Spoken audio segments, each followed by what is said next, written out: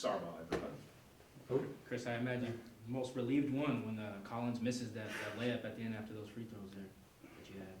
I mean, that's not like the most difficult shot, also not the toughest shot. And so, I mean, Nate was there to contest, but I was so unbelievably relieved for when he missed that. After Nate went 1 for 2, thankfully he made 1. And then I missed 2. Like, that's the best, that's the worst, goes from the worst feeling in the world to the best feeling in the world in 5 seconds. Talk about the impact of having Perry on back. Well, like, you can't, the thing is you can see it in the statistics, but it goes way beyond that, honestly. I mean, his just, his approach on the floor, like, he's such a competitor. He's such a competitor. And that's what, that technical foul, like, that doesn't even faze me. Like, he wants to win so badly, and he apologized to the team on the court, and then again after in the locker room. Like, he's that type of player. He's so competitive. And I mean, he played beyond my expectations tonight with scoring, but then his defensive presence. He's such an athlete, and he knows the scheme so well in our defense. It's immeasurable, honestly. It's unreal to have him back. How did his presence affect your ability to play off the ball instead of your teammates that way? I like it a lot. I like how we played tonight. Usually, like this, since he's been out, I've been on the ball most of the time, and it's I feel like when the defense sees me at that the whole time, like when I'm come back to play the 3, I can kind of sneak behind, and they kind of lose me because they're focused on Perry, which they should be. And so it's definitely it was fun to play like that again. And I mean, I love both positions honestly, but playing with P is, I mean, he's an unreal player, and it's so much fun to play with him, especially when he's at the point and I'm off ball, or either way, because he just draws so much attention.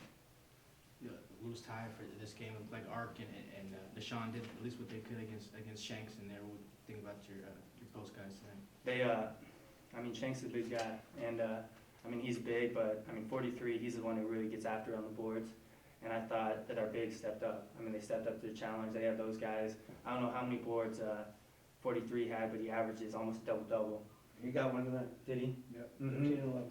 But I mean, how much have we ever been him, Coach? 17? 17. That's huge. I mean, that's just not just bigs, guards, but that's, I mean, a lot of it has to do with the bigs. I mean, Nate at the free throw, I remember I got a rebound because he held 43 off for 4 seconds, it felt like. And so the bigs, I think, really stepped up. We knew they had shooters, but I mean, our team is really based around defense and rebounding. And with Ty stepping out, getting hurt, I think Ark was ready, and Deshaun played with a ton of energy, which really helped us. Anything else for Sarbaugh? Thank you, guys. Bye, man. See you Monday. Yes, sir. Happy birthday to your grandfather, man.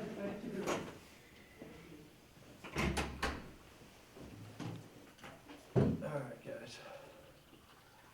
Coach, questions for Coach whenever you guys are ready? Coach, looks like you guys kind of grinded out and fought another close one. Yeah, I guess you could say we got a late Christmas present today, or at least I did. You know, we were able to, it was a game time decision on Callan Barrett. It was great to have him back in the lineup, and then we were very fortunate to win that basketball game the way we turned it over. But I tell you what, I love this team we have. This team fights. And they've had adversity after adversity after adversity this year with guys going down. Egbert goes down in practice late Friday, you know, and I thought our guys stepped up and battled their tails off. They did exactly what I asked them to do. I said, it's all about defense and rebounding. It started there tonight. And, you know, we hold them to 40 and 28, now rebounding by 17. And it was a heck of a win for us. You're right. We grinded it out tonight. Seemed like they got 3 quick offensive rebounds to start the game. Did you make any adjustments? No, not really. I mean, there's not really a lot of adjustments. We knew Bernstein was a heck of a rebounder. They got a couple. You know, we just talked about keep going at it, and keep doing what we do, be ourselves, and you know, at the end of the night, they get 8 offensive rebounds. That's a pretty good night. You know, and they shoot 40%. So, how many shots did they miss there? 32. Pretty good work for us. With Egbert out tonight, you kind of got a good offensive production from Nashawn George. Can you talk a little bit more about his impact? You know, Nashawn's been practicing really well. And I've actually thought he's played decent the last couple of games. He's just got in foul trouble. And we've been talking a lot about that. And I thought tonight, you know, Nashawn was a starter earlier in the year. And I thought tonight he played without fouling. That was about the bottom line. Even though he ends up with 4, he was active. But you look at his rebounds per minute over the last few games, they're phenomenal. And I thought he did a great job tonight rebounding his basketball. making his shots close to the rim, and I thought our guys did a good job finding him when they were in that zone. What was the final thing there that said, okay, it let you know, okay, Perion's good to go tonight? Some trainer told you? Well, what happened was he practiced a little bit. He'd been moving around a little bit. He practiced some on Friday, and he moved around pretty good. Dr. Pennington came in and saw him today, and said, "Hey, let's see how he warms up. Let's see what he can do. He looks good to me." And so it was kind of really based on what Perion felt. He warmed up, felt good, and he came to the bench at the start of the game and said, "Am I on the starting lineup?" I said, "No, but we'll get you in there in a hurry and see how you do." And he never took a bad step that I saw, and he said he was fine all night long. So that's kind of how it went. I don't know if I answered your question, but that's kind of how it went. What do you think the impact was of having him back out there tonight? It's huge, because you put another athletic ball handling guard out there for something that we desperately need, and Perion Calabres is one of our best players, and I've told you guys all along, if he's healthy and ready to go, he's one of the best guards in this league. And anytime you lose somebody of that caliber, it hurts you, and obviously when it comes back, it helps you.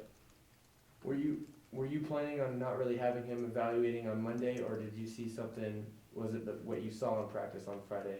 That was the plan. They looked at him last Monday and said he'd need another week. He ran and worked out, did some stuff that he was supposed to do all week. He moved pretty good in practice on Wednesday for about a third of it. And then, obviously we had the game on Thursday. Egbert goes down. He kind of practices more than what we had anticipated on Friday and looked great. And so then that's when, we called Dr. Pennington and said, "Hey, can you take a look and see what you think?" And obviously, we've got great medical staff here. He came in and said, "Hey, God, he looks good to me. He passed all of his tests." He says, "I don't see any reason why he can't play. Let's warm him up and see how it goes." Did he have a minute cap, or he just going by feel? He said, he said, no, you just play him how he feels. And obviously, his conditioning's not where it needs to be. That's the way it's gonna be when you're out 6 weeks. So what I tried to do was just play him is in short bursts, but he seemed to be out there more than probably I thought I should have him out there. But he played very well when he was out there. At the end of the game, they had a timeout left, and they didn't use it. Is that surprising to you? They did have a timeout left, didn't they? No, it's not, because that would have gave us a chance to set up our defense. And me being able to make defensive adjustments. They got a heck of a shot. I mean, they drove the lane, kicked it over, they got an 8-footer off the glass, the kid just missed it. I mean, I don't think they could have drawn up or got a better shot than what they got. Is Ty a high ankle? No, it's a low ankle deal, but he did a good number on it. I don't know how long he's gonna be out. It doesn't look good. It's not broken, but I would, I'd say 2 weeks. It was just, and it was a non-contact situation, he went up to get a rebound, there's no one even around him, and blew out his ankle. So, yeah, we've been snake bit a little bit this year as far as injuries, and so it was very happy and fortunate we got this win. What's to say about the team now that they still find ways to win, even though someone goes down? Yeah, that you're exactly right, Mike Sean. I mean, this team fights. They're together. They like each other. I mean, and nothing seems to faze them, and that's a tribute to their character. Got great guys, and different guys have stepped up on different nights. When you're sitting in my chairs, you feel bad for a guy like Pat Ingram who doesn't play tonight, but he was as happy as anybody in the locker room. And that's what being on a team is all about. Jake Strong, who has a career game on Thursday night, doesn't get a lot of minutes tonight. But, and it's a field thing, but and he was happy as heck in the locker room. I mean, there's really good people on this team, and that's what's allowed us to forge through all these injuries. So after the 2 wins, and especially after tonight, you guys are in sole possession of 5th, half game out of 4th, and a full game out of 3rd. You kind of talk about the impact and where the team goes as far as fighting for one of those automatic buys in the postseason? Well, tonight was a big night because now we'll have the tiebreaker on North Dakota, who was tied with us in the standings. You gotta take one game at a time. That's the old cliche, but we have to and win as many as we can. We're fighting like crazy for a 4 seed. We'd really like to get in that top 4. Got a tough week next week, and then have 3 really good teams coming in here to finish. we know that, but, you know, looking ahead, what we gotta do is just keep going, one after another, and keep fighting like we've been, and, you know, that stuff will take care of itself, it really will. The thing I like is we're continuing to get better, and, you know, so I think if we can continue to do what we've been doing and do it a little better and get everybody back and healthy and on the same page, you know, I think we'll play our best basketball here at the end of the year. Anything else for Coach? Good, thanks, guys. Thank you, Coach. See you next week. Do you know what time we're doing the TV show? 'Cause we're